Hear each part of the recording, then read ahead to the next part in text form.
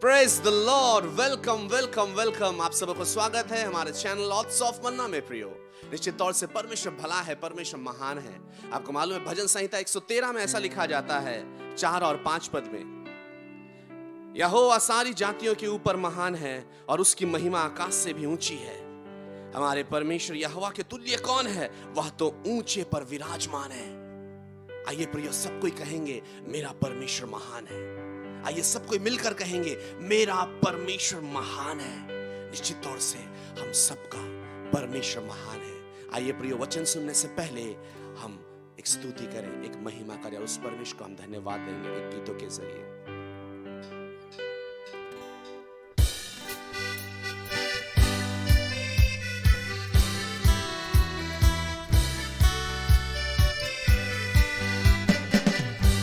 Oh yes, thank you Lord.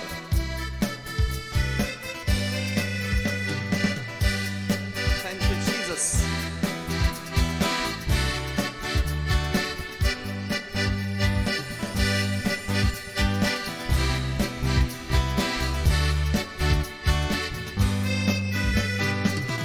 परमेश्वर मेरा महान है, उसके बिना जीवन अधूरा है। परमेश्वर मेरा महान है, उसके बिना जीवन अधूरा है। जीऊंगा मरूंगा मैं उसके लिए, और सब कुछ करूंगा उसके लिए। जीऊंगा मरूंगा मैं उसके लिए, और सब कुछ करूंगा उसके लिए। परमेश्वर मेरा महान है, उसके बिना जीवन अधूरा है।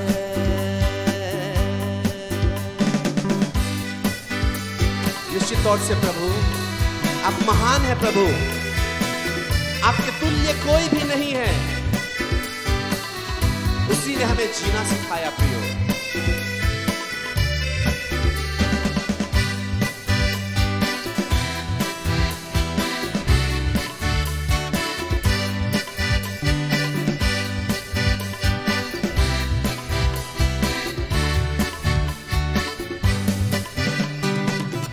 उसने है सिखाया जीना मुझे,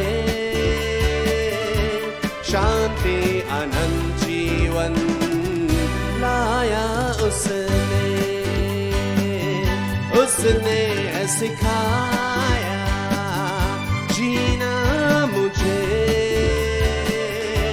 शांति अनंत जीवन लाया उसने। जीऊंगा मरूंगा मैं उसके लिए, और सब कुछ करूंगा उसके लिए। जीऊंगा मरूंगा मैं उसके लिए, और सब कुछ करूंगा उसके लिए। परमेश्वर मेरा महान है, उसके बिना जीवन अधूरा है।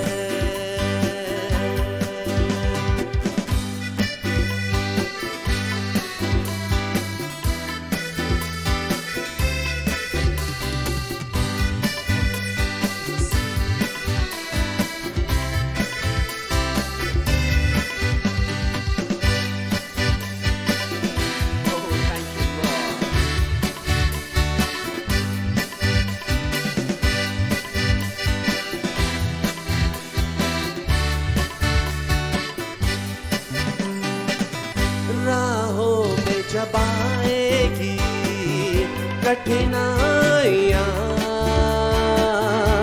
चलता रहूंगा मैं, पीछे ना हटूंगा। राहों में जब आएगी कठिनाइयाँ,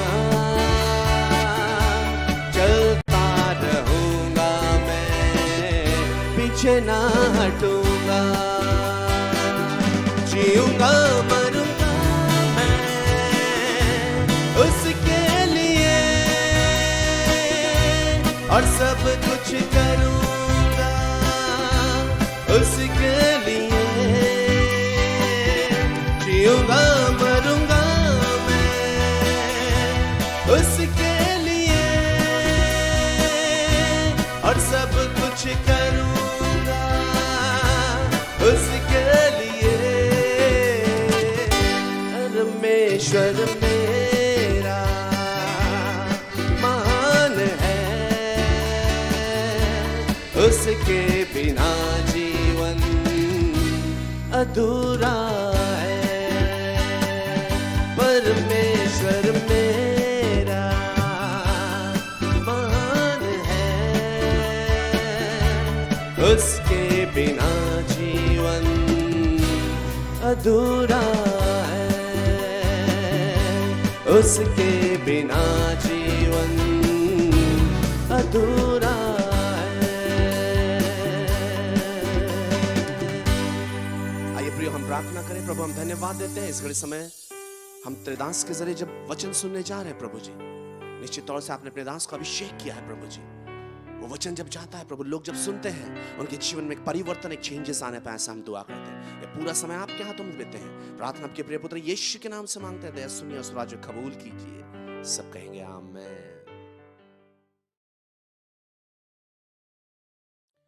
Praise the Lord, hallelujah. Welcome to the Odds of Manna.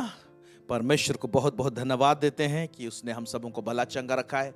हम विश्वास करते हैं कि परमेश्वर आप सबों को भी भला चंगा रखा है, कुशल क्षेम से हैं। प्रभु निश्चय इस वचन के द्वारा से और इस चैनल के द्वारा से आप सबों को बहुत सारे बातें कर रहा है। निश्चय आप लोग आशीषित हो रहे हैं, हम विश्वास करते हैं। आप लोगों का फीडबैक के लिए धन्यवाद देते हैं।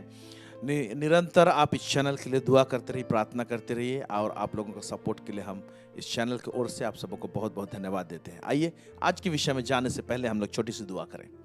सर्वसामर्थी सेनाओं का यह परमेश्वर पिता, आकाश और पृथ्वी का सृष्टि करते इम्मानुएल प्रभु परमेश्वर, हम तेरे चरणों में आते हैं प्रभु जी। संध्या के समय में परमेश्वर पिता, हम गहरी और गंभीर बातों को सुनना चाहते हैं और समझना चाहते हैं प्रभु जी। आप हमारी सहायता कीजिए। पवित्र आत्मा हम हर एक को अपने कब्जे में ले लीजिए और हमें समझ दीजिए, ताकि तेरे वचनों को हम समझने पाएं और जानने पाएं।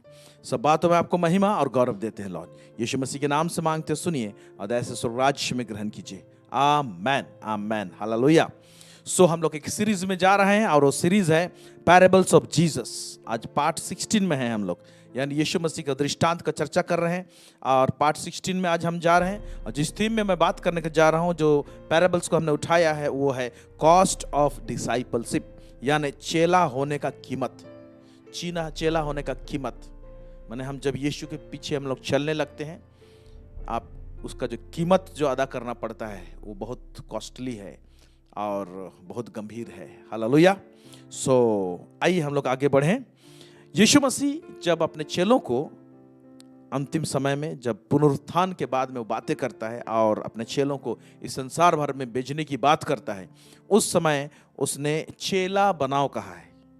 क्रिश्चियन बनाओ बोल के नहीं कहा था, मसीही बनाओ बोल के नहीं कहा था, उसने कहा था चेला बनाओ। ये उसका ग्रेट कमीशन है।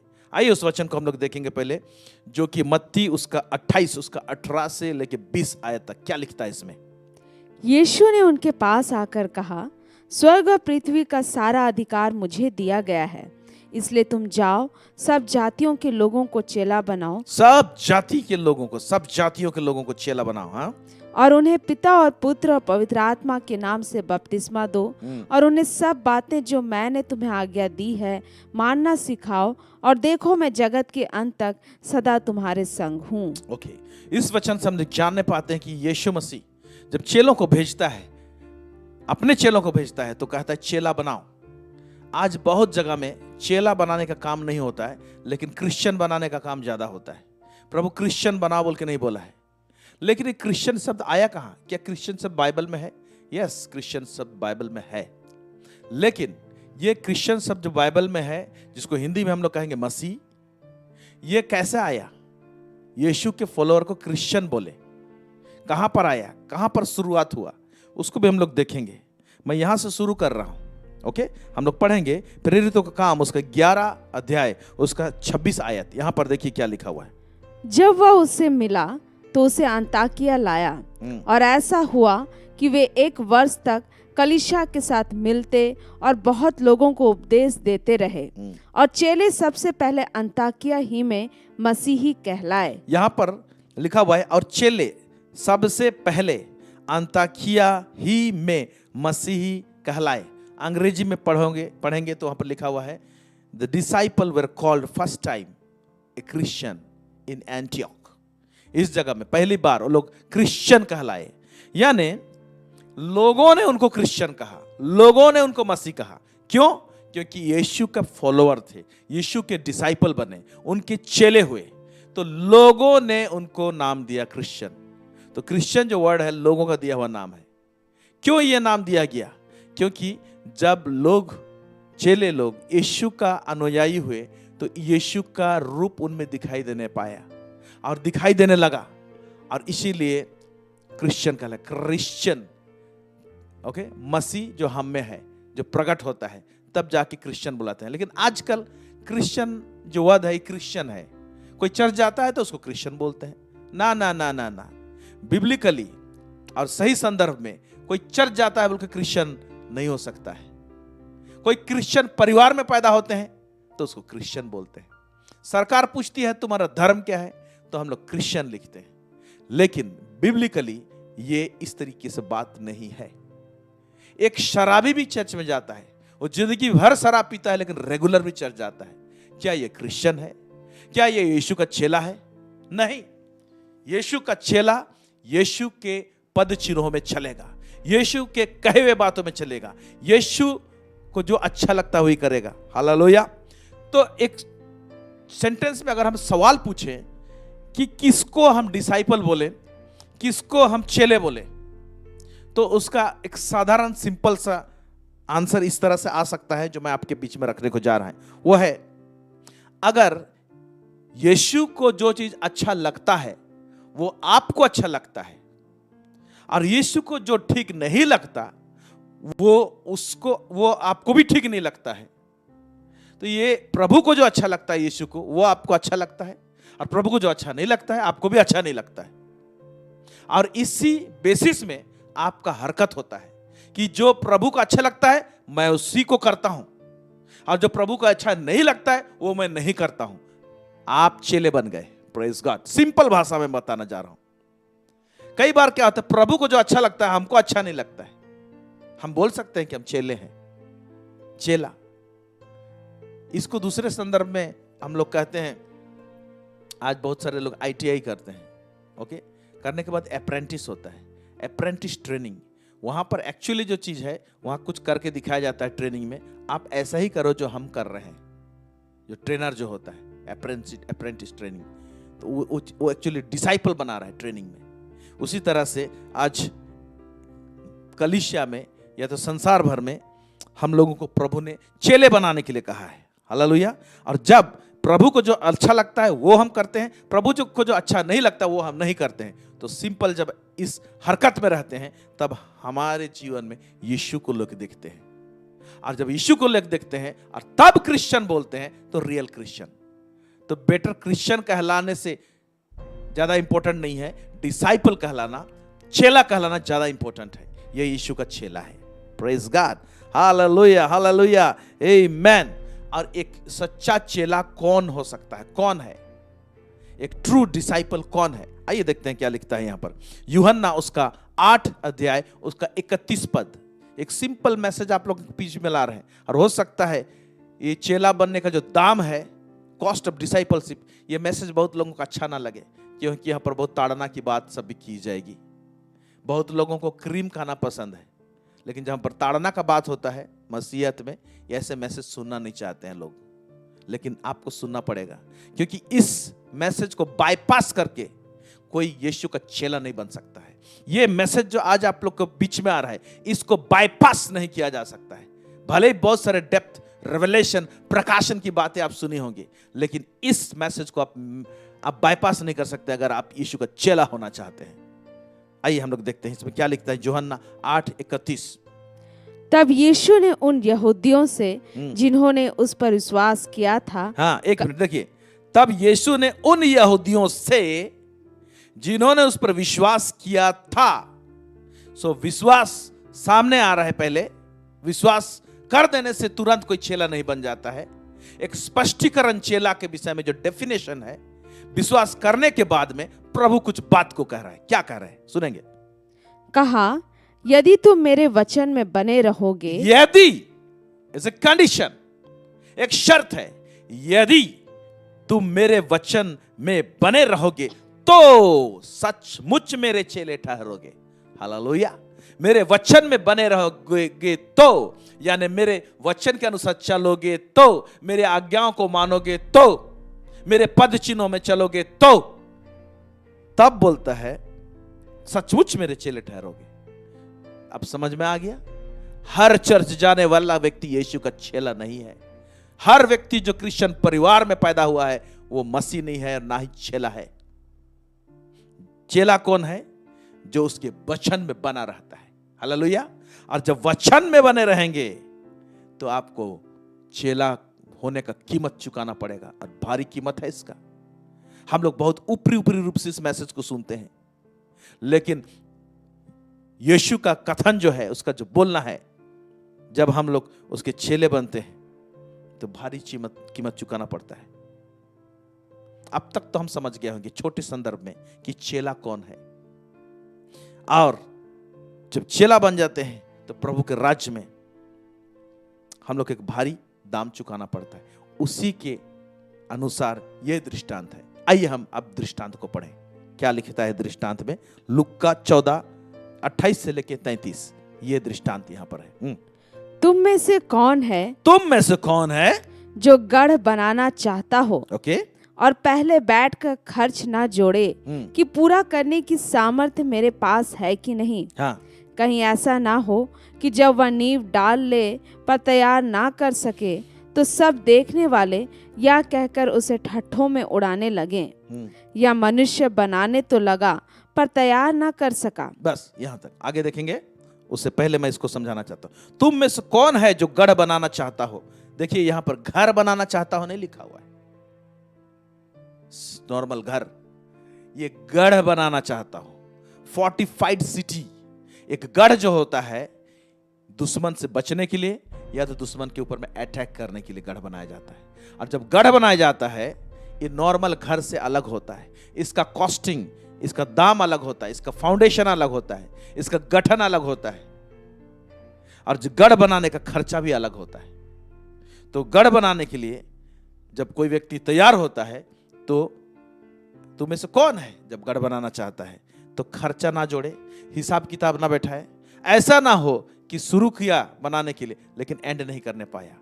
मेरे प्यारे भाई बहनों, चेला बनने का काम शुरू हो सकता है, बहुत लोग फेल हो जाते हैं। यीशु के पीछे आने वाले लोग पीछे भाग जाते हैं। अगर आप वचन में पढ़ेंगे जॉन 6:66 में, वहां बहुत महत्वपूर्ण बात लिखा हुआ है। हम उसको नहीं पढ़ रहे हैं लेकिन पढ़िएगा। वहां पर लिखे हैं, यीशु की बात को सुनकर बहुत सारे उसके चेले जो उसके अनुयायी थे पीछे हट गए, लिखा हुआ है, पीछे फिर गए। यीशु को के पीछे आना ना चाहे और छोड़ दिए, लिखा हुआ है। यानी कुछ समय तक वो लोग चले, लेकिन उसके बाद में कुछ बातें ऐसे हैं, कुछ यीशु का टीचिंग उनको हजम नहीं हुआ। कौन सा शिक्षा? मैं अपना देह तुम्हें खाने दूंगा, मैं तुम्हें मैं अपना लहू तुम्हें पीने दूंगा। ये टीचिंग्स ग्रहण नहीं करने के कारण से वो लोग चेले लोग छोड़ के चले गए। ये तो टीचिंग्स का बात है, लेकिन टीचिंग से हटकर ताड़ना की बात है। उस समय कैसे खड़ा होंगे? टीचिंग्स ही समझ में नहीं आ रहा है, टीचिंग्स ही हजम करने नहीं पा रहा है, टीचिंग्स ही शिक्षा ही ताड़ना जैसे लग रहा है। तो रियल जब ताड़ना होगा, यीशु के पीछे हम आते हैं तो क्या हम सस्टेन कर सकते हैं, क्या हम खड़े हो सकते हैं? इसीलिए तुम में से कोई यीशु का चेला होना चाहता है, इसलिए प्रभु बोला है यदि कोई मेरा चेला होना चाहता है, यदि कोई मैं पीछे चलना चाहता है, तो ऐसे ऐसे बातें हैं, नीचे हम लोग देखेंगे। बोल रहा है कि खर्च ना जोड़े। इसका मतलब आप थोड़ा सा यीशु के पीछे में आप आना चाह रहे हैं ना, आ रहे हैं ना, थोड़ा सा आगे पीछे हिसाब किताब बैठा लें। यानी किसी भी हालत में मुझे नहीं छोड़ना है, मुझे आगे बढ़ना है। इसका भारी दाम चुकाना पड़ सकता है, हम लोग देखेंगे उन तमाम बातों को। कोई गढ़ बनाना चाहता है तो क्या वो हिसाब किताब नहीं, वो थोड़ा सा सोचेगा नहीं, दिमाग नहीं लगाएगा? ओके, यीशु का चेला होना चाहते हैं, यीशु के विषय में जान लें कि कौन सा रास्ता से गया, किस रास्ता को चुना, परमेश्वर ने उसके लिए कौन सा रास्ता तैयार किया जिसमें चला। वो बहुत सकरा और ताड़ना भरा रास्ता था जो यीशु उसी रास्ते से गया है, और उसका अनुयायी है तो उसी रास्ते से जाना पड़ेगा, दूसरा कोई रास्ता नहीं है।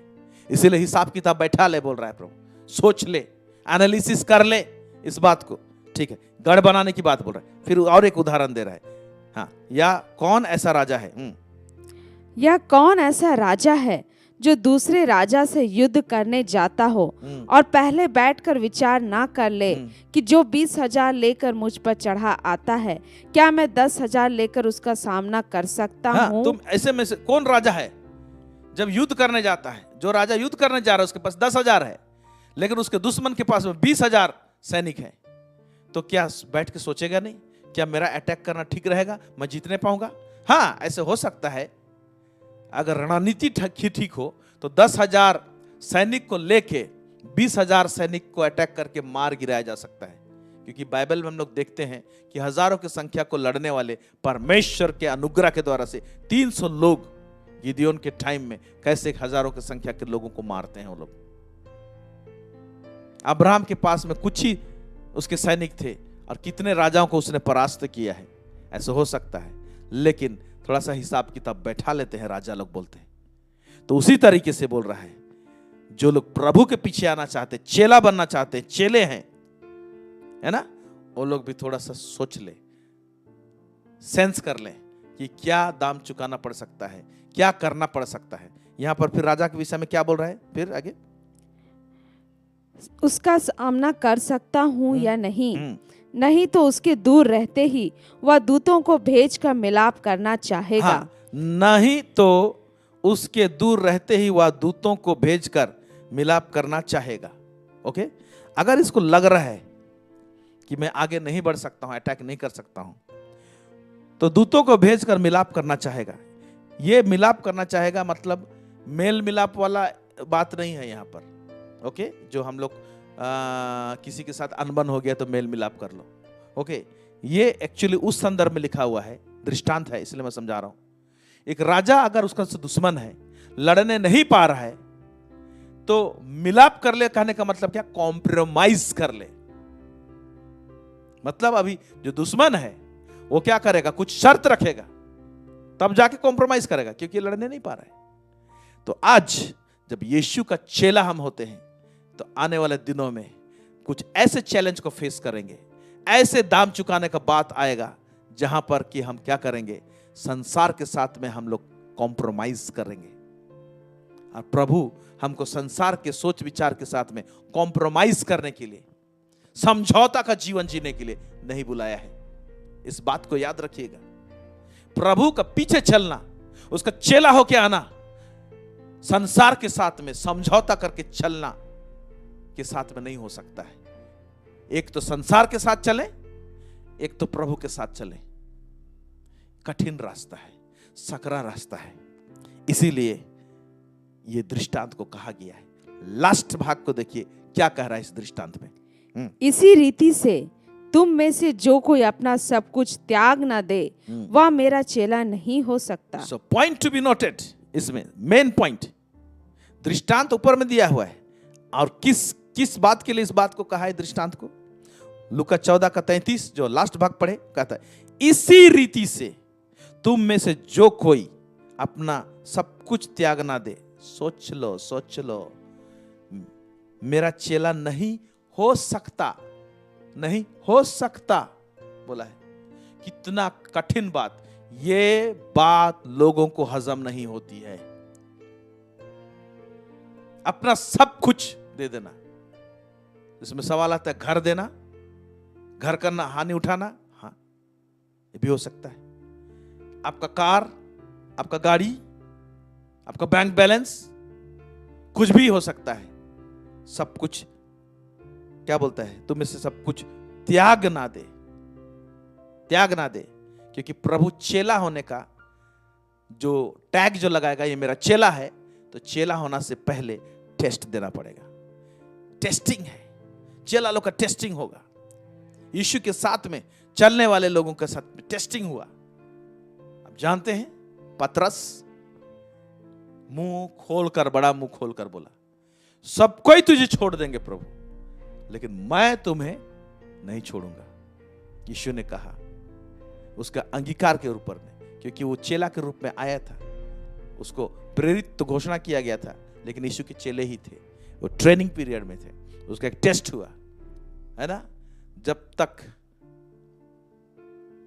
मुर्गा बांग ना दे, उससे पहले, सुबह से होने से पहले, मुर्गा बांग देने से पहले तू मुझे 3 बार इनकार कर चुका होगा, पतरस बोलता है। और ऐसे हुआ, टेस्टेड हुआ, उस जगह फेल्यूर दिखाई दिया, यीशु को अंगीकार नहीं किया, लेकिन बाद में वो पश्चाताप करता है। और हम जानते हैं हिस्ट्री में कि पतरस यीशु मसीह के लिए, उसके राज्य को विस्तार के लिए उसने जान दिया है। Praise God, hallelujah. So there is a test, एक टेस्ट है, एक परीक्षा है, और कठिन रास्ते हैं। इस प्रकार का मैसेज बहुत लोगों को कठिन लगेगा, लेकिन ये मैसेज को बाईपास करके आप और हम वो स्वर्गिक आशीष को प्राप्त नहीं कर सकते हैं जो प्रभु एक्चुअली देना चाहता है। नीचे देखेंगे बहुत सारे बातों को। सो पॉइंट ये नोट करना है, इसी रीति से तुम में से जो कोई अपना सब कुछ त्याग ना दे, मतलब ऊपर जो गढ़ बनाने के टाइम में जो हिसाब किताब बैठा ले, यानी आप देखिए, ये दृष्टांत में 2 चीज है।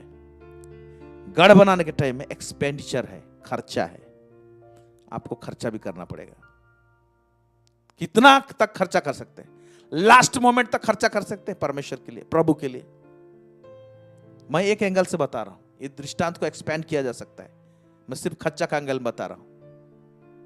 या तो प्रभु के लिए लॉस उठा सकते हैं। दूसरा, जहां पर लड़ाई करने के जा रहे हैं, वहां एक रिस्क है। वो कौन सा रिस्क है? Life risk. Okay, life risk है, यहां पर जीवन का रिस्क है, मारा जाने वाला रिस्क है। तो इस दृष्टांत में बहुत अच्छी तरीके से प्रभु ने इस बात को रखा है। हम तह तक नहीं जा रहे हैं, एक एक चीज को एक्सप्लेन नहीं कर रहे हैं, लेकिन जो गढ़ बनाने जा रहा है ना, वो खर्चा, हिसाब किताब बैठा ले, प्रभु के लिए, राज्य के लिए खर्चा किया जा सकता है, नुकसान उठाया जा सकता है, या नुकसान उठाने की नौबत आएगी। क्या करेंगे उस समय में? डिसाइपलशिप का टेस्ट। पौलुस क्या बोलता है, आइए देखते हैं पौलुस क्या कहता है।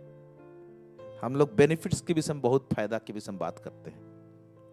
पौलुस क्या बोलता है, आइए फिलिपी उसका 3 उसका 8 आयत पढ़ेंगे। क्या लिखता है यहां पर? वरन मैं अपने प्रभु मसीह यीशु की पहचान की उत्तमता के कारण, मैं ऐसा चेला हूं प्रभु का कि मैं उससे बेहतर रीति से जानूं, समझूं, उसके कारण, समझने के कारण सब बातों को हानि समझता हूँ। सब बातों को मैं हानि समझता हूं बोलता है। फिर जिसके कारण मैंने सब वस्तुओं की हानि उठाई। क्या बोलता है? जिसके कारण, प्रभु को जानने के कारण, और प्रभु मुझ में दिखाई दे, इसके कारण बोलता है मैंने सब वस्तुओं की हानि उठाई।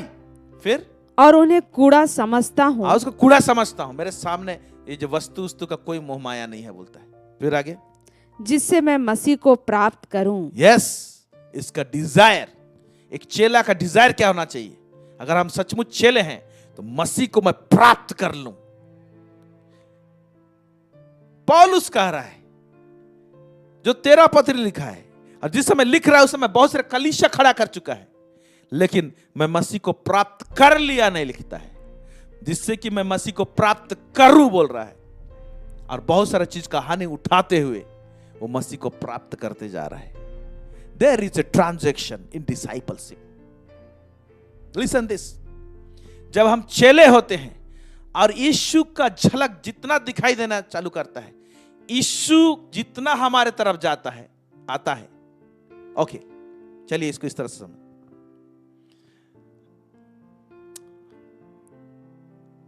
बहुत बार सीरियल्स वगैरह सब में देखते हैं, दो पार्टी रहते हैं. इधर का इस पार्टी का एक व्यक्ति को इधर का दुश्मन कब्जा कर लिया है, और इधर का एक व्यक्ति को उधर का व्यक्ति को कब्जा कर लिया है. अब क्या करते हैं? अब लौटाने की बारी आती है तो दोनों पार्टी सामने खड़े होते हैं. सीरियल में देखे होंगे. और वो लोग बोलते हैं, मैं तुम्हारा व्यक्ति को इधर से छोड़ रहा हूं, ये एक कदम इधर से बढ़ाएगा जैसे जैसे, आप हमारे व्यक्ति को उधर से छोड़िए. आप वो उधर से एक एक कदम बढ़ाएगा, ये इधर से जाएगा, वो उधर से आएगा, हमारा आदमी. ऐसे हम एक्सचेंज करेंगे. ओके, डिसाइपलशिप में, चेला जब हम लोग बनते हैं, जितना यीशु हमारे अंदर में आता रहता है, प्राप्त करते रहते हैं यीशु, उतना हमसे हमारे जितना भी चीज बाज सामान और दौलत संपत्ति ये सब हमारे जीवन से जाता है. और जाना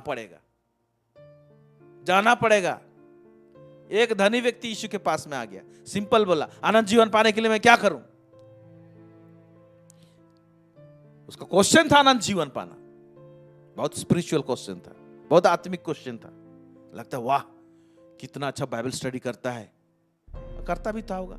इसलिए यीशु बोला, तुम आज्ञाओं को जानते हो, चोरी नहीं करना, व्यभिचार नहीं करना, माता पिता का आदर करना. वो धनी व्यक्ति बोलता है, इन सबको तो मैं लड़कपन से मानता आया हूं, फिर भी तुम में एक घटी है. बोलता है यीशु. बोलता है, जा अपना सब कुछ बेच दे, लॉस कर, उठा. एक्चुअली उसको प्रभु कंगाल बनाना नहीं चाह रहा था. उसको प्रभु चेक करना चाह रहा था कि उसके दिल में क्या है, मैं हूं या उसका दौलत है. जा अपना सब कुछ बेचकर कंगालों में बांट दे और मेरे पीछे आ ले, यानी मेरा चेला बन जा. चेला बनने का कॉस्ट क्या बोल रहा है यीशु? गो. सो इस प्रकार का टेस्टिंग आ सकता है, इस प्रकार का टेस्टिंग आता है. सो व्हेन जीसस कम्स, यीशु समाते जाता है, तो हमसे हमारे चीज सब हमको रिलीज करने का बात आता है. Cost of discipleship. हालेलुया. आइए देखते हैं हम लोग, फिर से पढ़ेंगे फिलिप्पी 3 उसका 8 को पढ़ेंगे. वरन मैं अपने प्रभु मसीह यीशु की पहचान की उत्तमता के कारण सब बातों को हानि समझता हूँ, जिसके कारण मैंने सब वस्तुओं की हानि उठाई. हाँ. और उन्हें कूड़ा समझता हूँ, जिससे मैं मसीह को प्राप्त करूँ. फिर मैंने और एक बात कहा, राजा का बात जब उठाते हैं दृष्टांत में, तो लाइफ रिस्क है उसमें. यीशु मसीह लाइफ रिस्क के विषय में क्या बोलता है, पढ़ रहा हूं मैं आपके लिए. मत्ती 10 उसका 16. देखो मैं तुम्हें भेड़ों के समान भेड़ियों के बीच में भेजता हूं. भेड़ अगर भेड़िया के बीच में जाएगा तो भेड़िया तो खाने की कोशिश करेगा. So there is a life risk. इसलिए सांपों के समान बुद्धिमान और कबूतरों के समान भोले बन जाओ. हालेलुया. तो लाइफ रिस्क से है, लेकिन उससे बच सकते हो तो उसके लिए बुद्धि चाहिए, उसके लिए ताकत नहीं चाहिए, उसके लिए बुद्धि चाहिए, और भोलापन भी तुम्हारे अंदर होना चाहिए. Praise God. Amen, amen. फिर पौलुस और क्या बोलता है, आइए. यीशु मसीह का अनुयायी जब डिसाइपल था तो पौलुस एक लंबा लिस्ट देता है यीशु के पीछे चलने का कॉस्ट, उसका मूल्य क्या होता है, उसका कीमत क्या चुकाना पड़ा है. दूसरा कुरिन्थियों उसका 11 उसका 22 से लेके 29. आइए पढ़ते हैं, इसमें देखते हैं क्या लिखता है. क्या वे ही इब्रानी हैं? हाँ, मैं भी हूँ. मैं भी इब्रानी हूँ बोलता है पौलुस. फिर क्या वे ही इजरायली हैं? मैं भी हूँ. हाँ. क्या वे ही अब्राहम के वंश हैं? मैं भी हूँ. हाँ, एक मिनट. यहाँ पर बहुत से लोग मैं इब्रानी हूँ, मैं अब्राहम के वंश का हूँ, मैं इजरायली हूँ, ये लेवल का रेवलेशन दे रहे थे पौलुस को कि हम परमेश्वर के लोग हैं. लेकिन पौलुस एक अलग लेवल का रेवलेशन देता है. प्रभु के लोग मैं अब्राहम का संतान हूं बोलने से नहीं होता। वो बोलना चाह रहा है मैं इब्री हूं या तो मैं इजरायली हूं बोलने से नहीं होता है। एक अलग पागलपन यीशु के लिए दिखना चाहिए परमेश्वर के लिए, वो बोलना चाह रहा है। जो कि मुझ में है बोलता है और उसको सामने ला रहा है, उसको प्रोजेक्ट कर रहा है। आइए देखते हैं पौलुस क्या बोल रहा है। क्या वे ही मसीह के सेवक हैं? हाँ? मैं पागल के समान कहता हूँ, मैं पागल के समान कहता हूं बोल रहा है। मैं उनसे बढ़कर हूँ। हाँ, मैं उनसे, जो बोलते हैं मैं अब्राहम के संतान हूं, मैं इजरायली हूं, मैं उनसे बढ़कर हूं। बढ़कर कब होते हैं? इसका मतलब मसीह का सेवक में एक लेवल चला जाता है। मसीह का लेवल में या तो चेला में एक कैटेगरी होता है, एक रैंक में चला जाते हैं हम लोग। मैं उससे बढ़कर हूं बोलता है पौलुस। बोल रहा है मैं उनसे बढ़कर हूं बोलता है। किस मामले में बढ़कर हूं और कहां पर बढ़ना हो जाता है? ये तो आगे हो जाता है। कहां पर? Let us check it. आइए पढ़ते हैं। अधिक परिश्रम करने में। क्या में? अधिक परिश्रम करने में। फिर बार बार कैद होने में। बार बार कैद होने में। क्या आप लोग कैद हुए हैं? पूछ रहा है। फिर कोड़े खाने में। मार खाया हूं, कोड़ा खाया हूं। बार बार मृत्यु के जोखिमों में। बार बार मृत्यु के जोखिमों में। ये मेरा पागलपन है, मसीह के लिए जुनून है बोलता है। इस प्रकार का चेला मैं हूं बोलता है। और ऐसे ही चलता था, इसीलिए तो बोलता है जैसे मैं मसीह का अनुकरण करता हूं तो मेरा जैसे चाल चलो, इसलिए बोलने पाता था। आइए पढ़ते हैं आगे। 5 बार मैंने यहूदियों के हाथ से 39 कोड़े खाए। 39 कोड़ा 5 बार खाया। यीशु मसीह 1 बार खाया, लेकिन यीशु के खातिर ये 5 बार खाया। 39 कोड़ा। अब हिसाब दे रहा है। अब देखिए फिर आगे। 3 बार मैंने बेतें खाई। 3 बार बेत का मार खाया। कोड़ा अलग होता, बेत 3 बार। हाँ, फिर 1 बार मुझ पर पत्थरवाह किया गया। 1 बार मुझ पर पत्थरवाह किया गया। 3 बार जहाज जिन पर मैं चढ़ा था टूट गए। हाँ, 1 रात दिन मैंने समुद्र में काटा। ऐसे हम चेले हैं क्या जो मसीह के लिए ऐसे दुख उठा रहे हैं, ऐसे कीमत चुका रहे हैं? हमारा और आपका क्या है? हम लोगों को तो थोड़ा थोड़ा सा ताड़ना होता है तो हम लोग बिलबिला उठते हैं। वो बहन मुझे ऐसे बोल दिया, ये भाई मुझे ऐसे बोल दिया, वो मुझे तुच्छ जानती है। कहां पर हैं? कौन सा कैटेगरी का चेला हैं आप और मैं? इस बात को सोचने की आवश्यकता है। हालेलुया। फिर आगे। 3 बार मैंने बेतें खाई। 1 बार मुझ पर पत्थरवाह किया गया। 3 बार जहाज जिन पर मैं चढ़ा था टूट गए। 1 रात दिन मैंने समुद्र में काटा। मैं बार बार यात्राओं में, नदियों के जोखिमों में, डाकुओं के जोखिमों में, अपने जाति वालों से जोखिमों में, अन्य जातियों से जोखिमों में, नगरों के जोखिमों में, जंगल के जोखिमों में, समुद्र के जोखिमों में, झूठे भाइयों के बीच जोखिमों में रहा।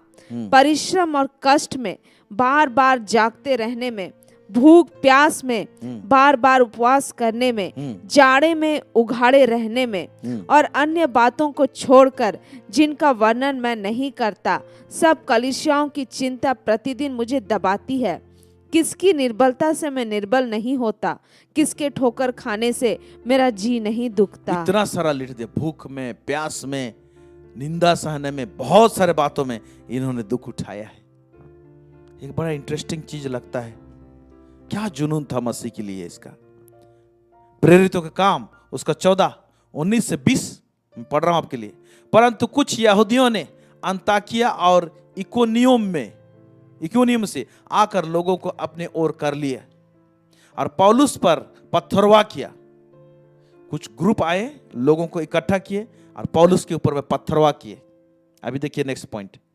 और मरा समझकर उसे नगर के बाहर घसीट ले गए। पौलुस पौलुस पौलुस पौलुस, जिसकी हम लोग 13 पत्री है जिसको पढ़ते हैं। मरा समझकर, इसका मतलब उसका हालात ही इसे था, समझ में नहीं आया, शायद मर गया बोल रहे थे। मरा समझकर उसे नगर के बाहर घसीट ले गए। चेला होने का दाम ये है। फिर क्या लिखता है, पर जब चेले उसके चारों ओर आ खड़े हुए, तो और भी चेले लोग थे, ये तो मरा सोच के उसको उस नगर के बाहर ले गए। जब चेले लोग और चेले लोग आए, उसको घेर लिए, खड़े हुए, तो क्या लिखता है, तो वह उठकर नगर में गया और दूसरे दिन बरनबास के साथ दरबे को चला गया। जो नगर से घसीट के निकाले थे, यह बंदा उठकर उसी नगर में फिर चला गया। वाओ, क्या बात है। यह है पौलुस, जो इस प्रकार से यीशु का अनुयायी था, यीशु का चेला था। Praise God, hallelujah. हम लोग हो सकते हैं, कलीसिया के नजर में एक व्यक्ति कोई प्रेरित हो सकता है, कोई सुसमाचार प्रचारक हो सकता है, कोई पासवान हो सकता है, लेकिन एक रिलेशनशिप यीशु और हमारा जो है, कोई भी XYZ, ओके, गुरु और चेला का बात आता है। तो चेला का जब बात आता है तो ये बात है। हम बात करते हैं विश्वास का, मैं विश्वासी हूं, लेकिन जब चेला का डेफिनेशन आता है तो चेला ये होता है। और रियल में चेला है कि नहीं? ओके, ऊपर एक वचन पढ़े थे हम लोग, जिसमें लिखा कि यदि तुम मेरे वचन में बने रहोगे तो सचमुच मेरे चेले ठहरोगे। लेकिन प्रगटीकरण कैसे दिखाई देगा? सचमुच में चेला है। वचन में बने रहेंगे तो प्रभु तो जानेगा, लेकिन लोग कैसे जानेंगे कि हम सचमुच में चेला है? रियल चिन्ह है, एक व्यक्ति सचमुच में चेला है तो ताड़ना का छाप उसके जीवन में रहेगा। ताड़ना बहुत प्रकार के होते हैं, मैं ये नहीं कह रहा हूं कि चाबुक का ही मार खाएंगे। आप अपने समाज से निकाले जा सकते हैं। हो सकता है जिस कलीसिया में है वहां के लोग ना समझे, आपको चर्च से निकाल दिया जाए, क्योंकि बहुत सारे चर्चेस में, कलीसिया में आज टीचिंग्स नहीं दिया जाता है, शिक्षा नहीं दिया जाता है। कुछ दिनों पहले एक बुजुर्ग बाबा, एक मेन लाइन चर्च के में, वो एक क्या कहूंगा, प्रचारक थे, रिटायर हो चुके हैं, और उनके साथ हम बैठे थे। उन्होंने कहा, वो स्वयं एक अन्य जाति में से, नॉन क्रिश्चियन बैकग्राउंड से यीशु को प्रभु करके ग्रहण करके आया था, यीशु का अनुयायी होने के लिए, और प्रचारक का काम करीब 45 साल किया। लेकिन बोलता है कि मैं 40 साल तक अपने पेट के लिए ही सेवा किया। मैं लास्ट 5 साल मेरे को समझ में आया कि एक्चुअली सेवा क्या होता है और प्रभु क्या होता है। मैं ये समझने पाया कि हमारे इर्द गिर्द कितने गलत शिक्षा हैं जो हमारे बीच में दिए जाते हैं। वो बोल रहा था।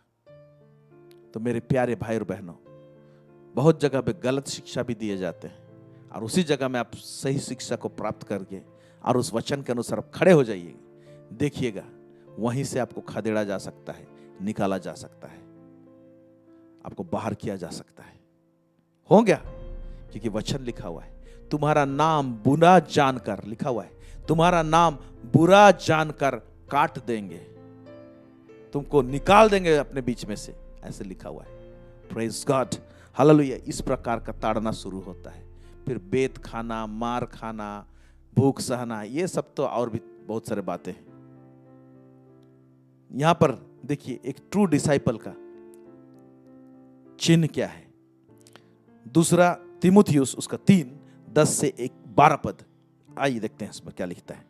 परंतु तूने उपदेश, चाल चलन, मनसा, ये पौलुस तीमुथियुस को कह रहा है और चिट्ठी लिख रहा है। आगे पढ़ेंगे। हाँ, विश्वास, सहनशीलता, प्रेम, धीरज और सताए जाने और दुख उठाने में मेरा साथ दिया। क्या बोल रहा है? तुम उपदेश, चाल चलन, मनसा, विश्वास, सहनशीलता, प्रेम, धीरज और सताए जाने और दुख उठाने में मेरा साथ दिया। मैं जब सताया गया, मुझे दुख उठाया, ऐ तीमुथियुस तूने मेरा साथ दिया है, तूने बोल रहा है पौलुस। फिर नीचे क्या कह रहा है? और ऐसे दुखों में भी जो अंताकिया और इकुनियुम और लुस्त्रा में मुझ पर पड़े थे, और अन्य दुखों में भी जो मैंने उठाए हैं, परंतु प्रभु ने मुझे उन सब से छुड़ा लिया। लेकिन कितना अच्छा बात है, उतना सारा लिस्ट जो देखे ना, दुख और पीड़ा, उन सब से प्रभु ने मुझे छुड़ा लिया है। यही तो प्रभु का बात है। Praise God.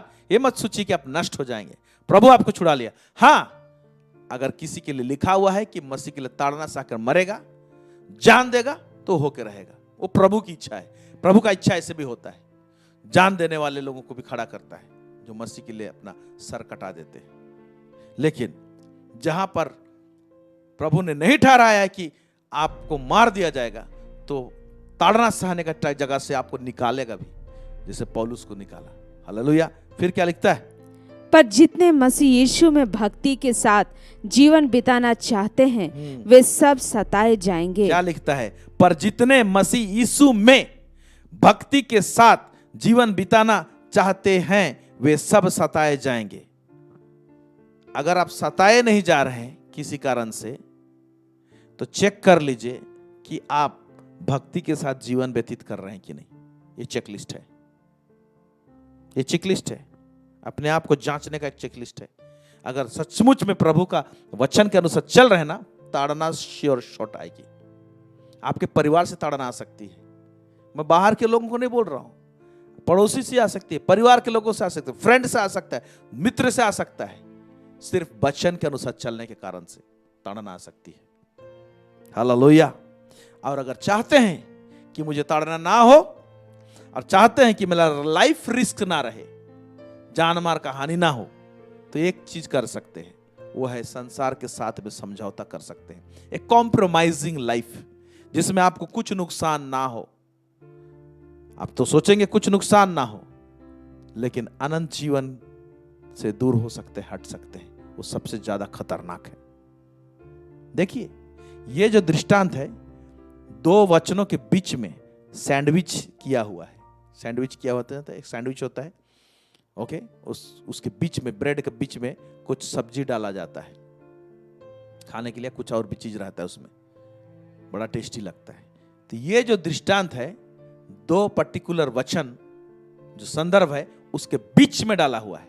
जो दृष्टांत हम लोग पढ़ेंगे, किसके बीच में डाला हुआ है? पहला लूका 14:25 से 27, इसके ये ऊपर में है। उसके बाद में दृष्टांत कहा गया है। क्या कहा गया है?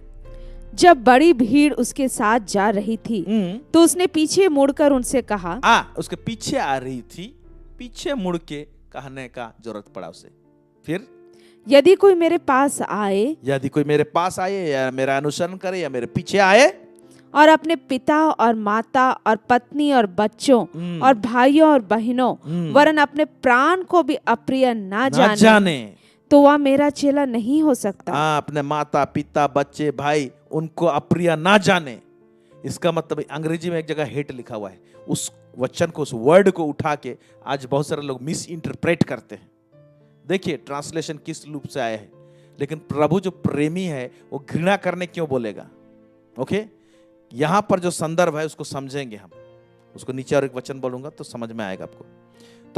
तो जो अप्रिय ना जाने अपने प्राण को और अपने पत्नी, अपने बच्चे, अपने भाइयों को, अपने माता और पिता को, तो परिवार के लोगों को बोल रहा है, तो मेरा चेला नहीं हो सकता है। यहां पर पहला रीजन, कहां पर चेला नहीं हो सकता है? पारिवारिक लेवल में अगर इस प्रकार से है, मुझसे अधिक प्रिय अगर उनको प्यार कर रहा है, तो मेरा चेला नहीं हो सकता है। दूसरा क्या होता है, पढ़ेंगे। और जो कोई अपना क्रूस ना उठाए और मेरे पीछे ना आए, वह भी मेरा चेला नहीं हो सकता। क्रूस उठाना, सेकंड पॉइंट, ओके। और थर्ड, जो लूका 14:33 में लिखा हुआ है, कौन सा वचन? वो वचन एकदम लास्ट में लिखा हुआ है, वो दृष्टांत के बाद में, इसीलिए बोला दो ऐसे वचन के बीच में दृष्टांत को डाला गया है। ओके, अब देखते हैं इसको। लूका 14:33 पढ़ेंगे। इसी रीति से तुम में से जो कोई अपना सब कुछ त्याग ना दे, वह मेरा चेला नहीं हो सकता। वो मेरा चेला नहीं हो सकता है, सब कुछ ना त्याग दे। तो कौन सा कैटेगरी में चेला जब होंगे तो कहां कहां टेस्टेड होंगे? ओके, एक परिवार में माता है, पिता है, भाई है, बहन है, क्या इनको आप यीशु से ज्यादा प्यार कर रहे हैं? यहां टेस्टेड होंगे, यहां चेकलिस्ट है। तो क्या किया जाए? अच्छा, इसको समझने के लिए एक वचन पढ़ेंगे कि इसको अलग एंगल में इस चीज को बताया गया है। मत्ती 10:37 से 39 अभी समझ में आएगा। जो माता या पिता को मुझसे अधिक प्रिय जानता है, माता या पिता को मुझसे अधिक प्रिय जाने। वहां पर क्या लिखा हुआ है? अप्रिय ना समझे तो यहां पर उसी को समझाने के लिए बोल रहा है, मुझसे अधिक प्रिय जानेगा तो क्या होगा?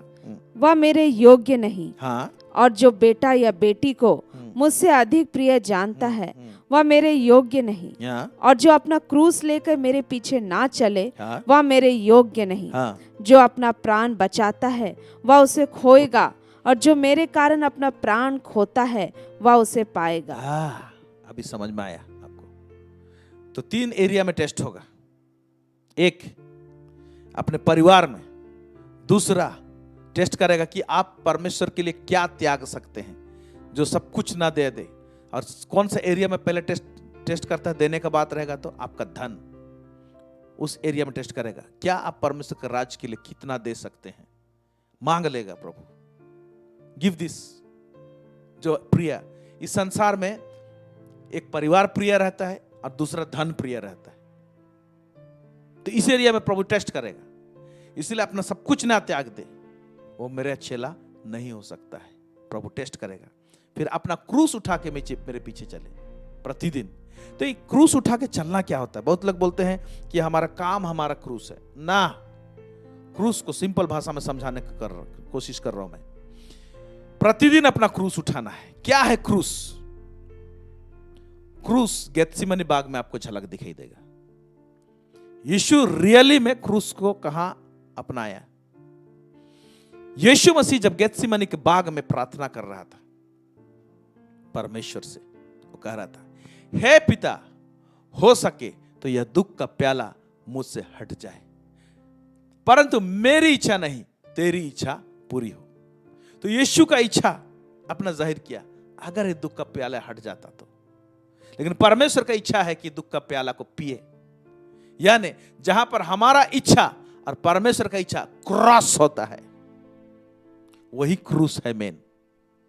जहां पर परमेश्वर का इच्छा और हमारा इच्छा क्रॉस होता है, इंटरसेक्ट होता है, ऑपोजिट में आता है, तो वहीं पर क्रॉस बनता है। कैसे? जब बोलेंगे, परंतु मेरी इच्छा नहीं प्रभु, तेरी इच्छा पूरी हो, भले ही दर्द हो। This is the cross. अरे प्रतिदिन हमको अपना इच्छा को मारना पड़ता है प्रभु को अनुसरण करने के लिए। यही है डिसाइपलशिप। ये कॉस्ट, ये दाम, इस मूल्य को चुकाना पड़ेगा। Hallelujah, praise God, praise God, praise God, praise God, hallelujah, amen. और ये जो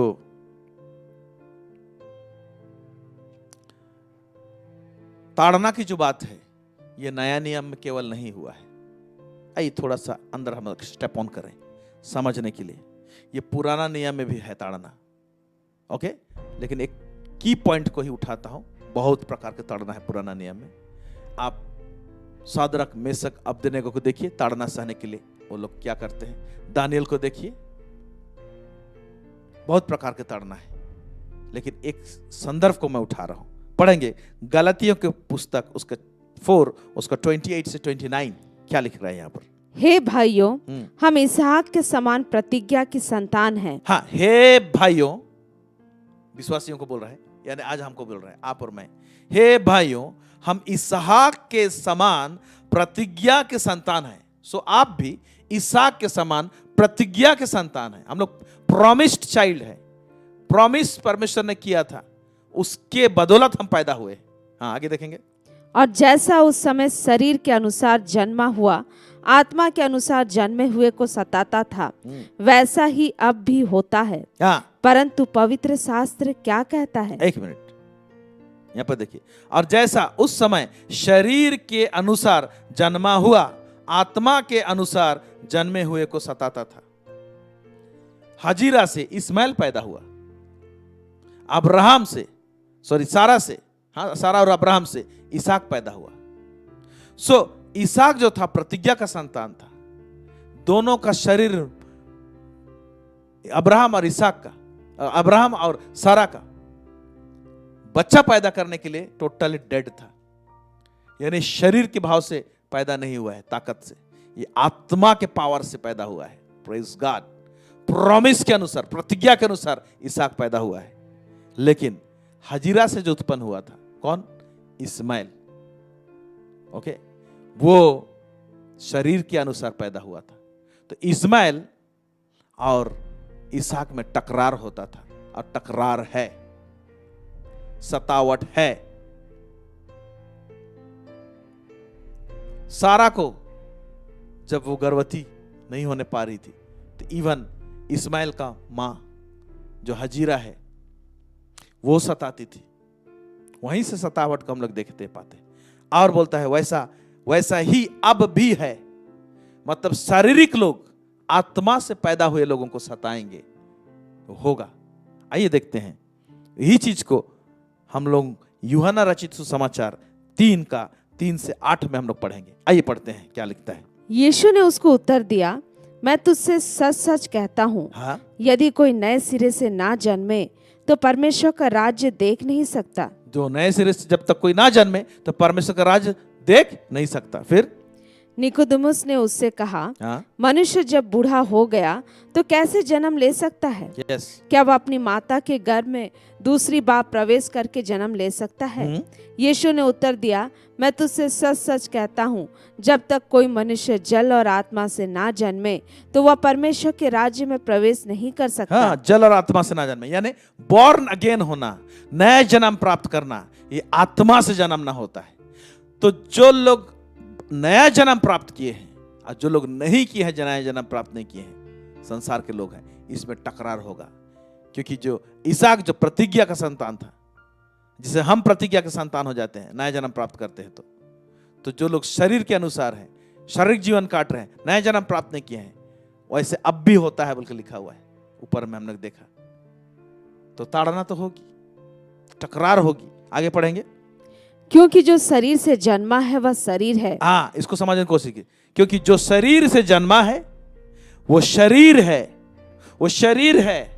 और फिर बोलता है, और जो आत्मा से जन्मा है वह आत्मा है। आज मैं नया जन्म प्राप्त किया हूं तो मैं क्या हूं? मैं आत्मा हूं। परमेश्वर की दृष्टि में मैं आत्मा हूं। और जो नया जन्म प्राप्त नहीं किया है वो शरीर है बोलता है।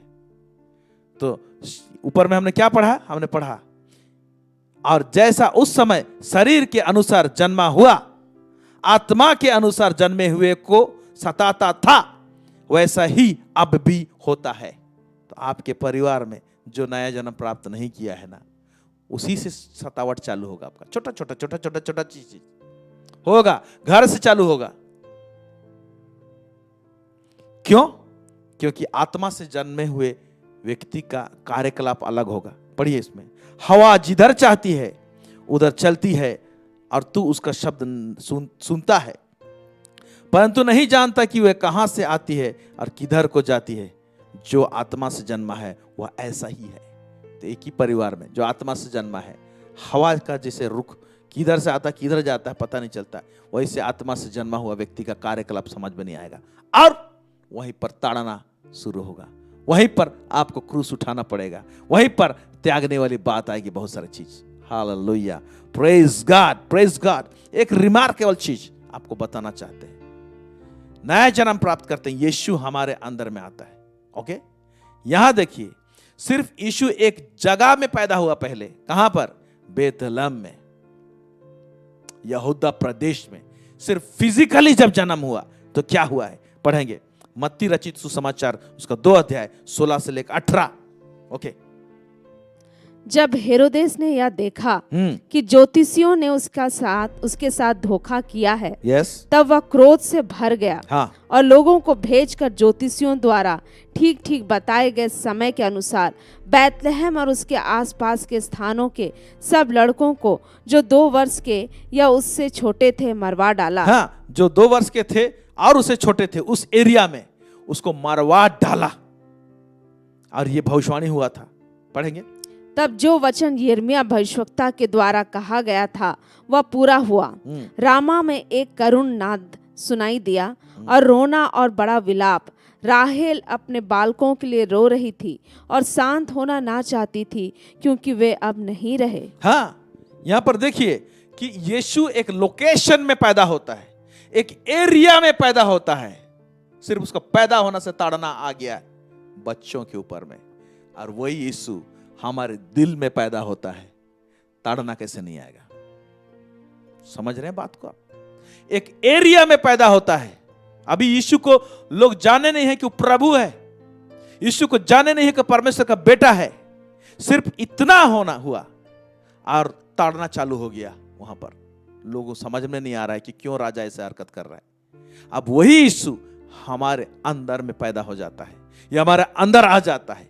जब एक लोकेशन में आता है, ताड़ना आता होता है, तो हमारे हार्ट का लोकेशन में जब आ जाता है, हमारे अंदर में आ जाता है, इस लोकेशन में, आपके अंदर में, आपके लोकेशन में, आप ताड़ना से कैसे बच सकते हैं? चेला बनते हैं जब, इसके पीछे जब हम चलना चालू कर देते हैं, ये यीशु के पीछे में, तो हमको एक भारी दाम चुकाना पड़ता है मेरे प्यारे भाई और बहनों। लेकिन इन तमाम बातों के पीछे एक सवाल आता है, क्या हम ताड़ना चाहते हैं तो इसका कुछ प्रतिफल है?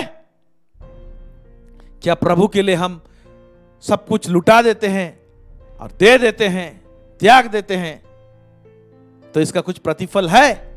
इसका कुछ बेनिफिट है कि इसका कुछ आशीष है? मैं बताना चाहता हूं, यीशु मसीह पक्का बिजनेसमैन है। परमेश्वर एक बहुत पक्का बिजनेसमैन है। हालेलुया। वो रिवार्ड देना जानता है, बेनिफिट देना चाहता है, प्रॉफिट देना जानता है। आप ताड़ना उठाते हैं और सब कुछ त्याग भी देते हैं और प्रभु आपसे मांगता भी है, तो आपको कंगाल करने के लिए नहीं मांगता, आपको ऊंचा उठाने के लिए मांगता है। Praise God. आइए, इस वचन में सारा चीज आंसर है और लोडेड है। ये वचन पढ़ेंगे, इसको धीरे से पढ़ेंगे। मरकुस रचित सुसमाचार उसका 10वां अध्याय, उसका 29 से लेकर 31 आयत तक क्या लिखता है यहाँ पर? यीशु ने कहा, हाँ, मैं तुमसे सच कहता हूँ, मैं तुमसे सच कहता हूँ कि ऐसा कोई नहीं जिसने मेरे और सुसमाचार के लिए, इसका मतलब कोई नहीं, कोई व्यक्ति मिसिंग नहीं हो सकता है। No one can be missed out.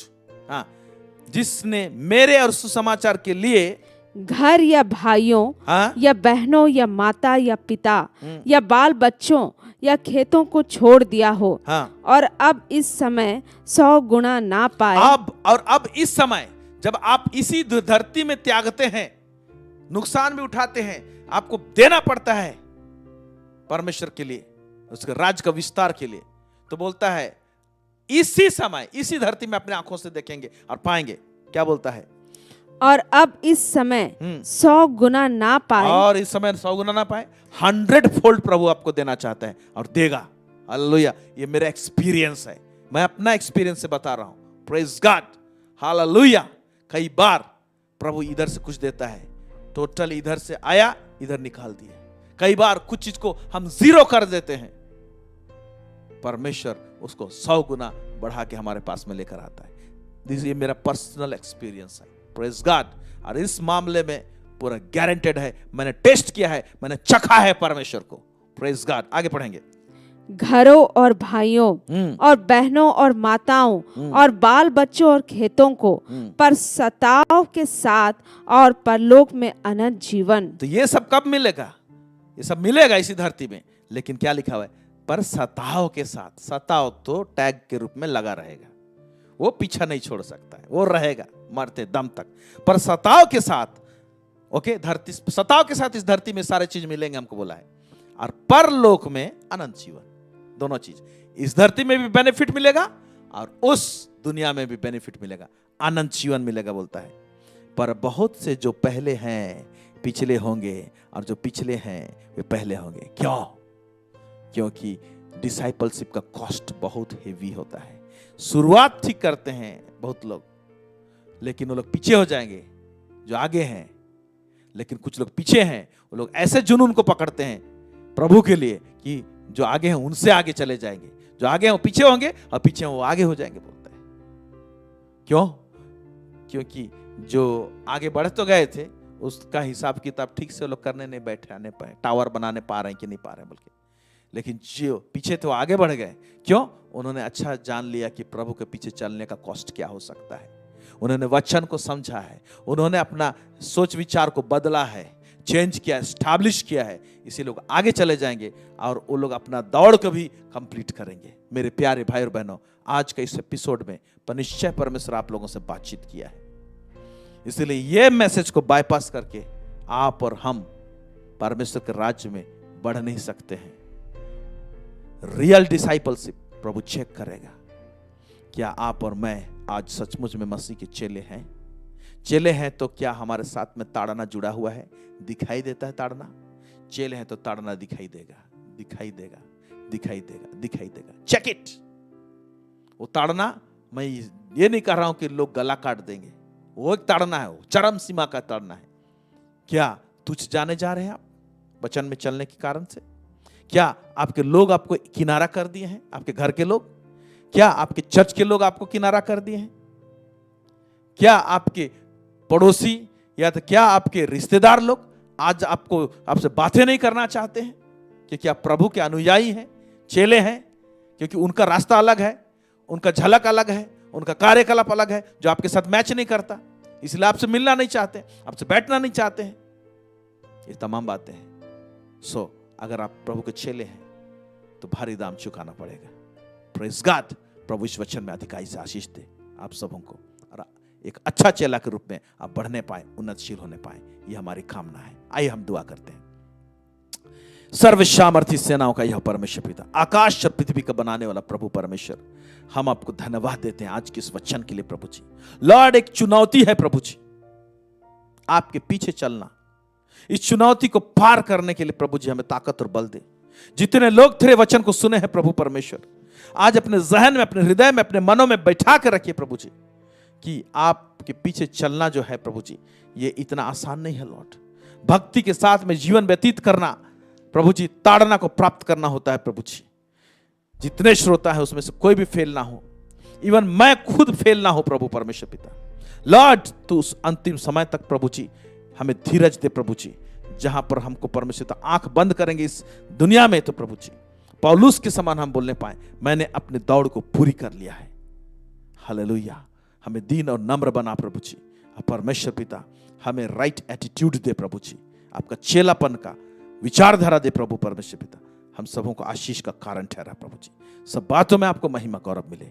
दुआ प्रार्थना हम तेरे चरणों में रखते हैं, यीशु मसीह के नाम से मांगते, सुनिए और दया से स्वर्ग राज्य में ग्रहण कीजिए। आमेन। Praise God. प्रभु आप सबों को बहुत अधिकाई से आशीष दे। हमारे साथ जुड़ने के लिए बहुत बहुत धन्यवाद। आगे भी जुड़िए और हमारे लिए निरंतर प्रार्थना करते रहिए। Thank you. God bless you.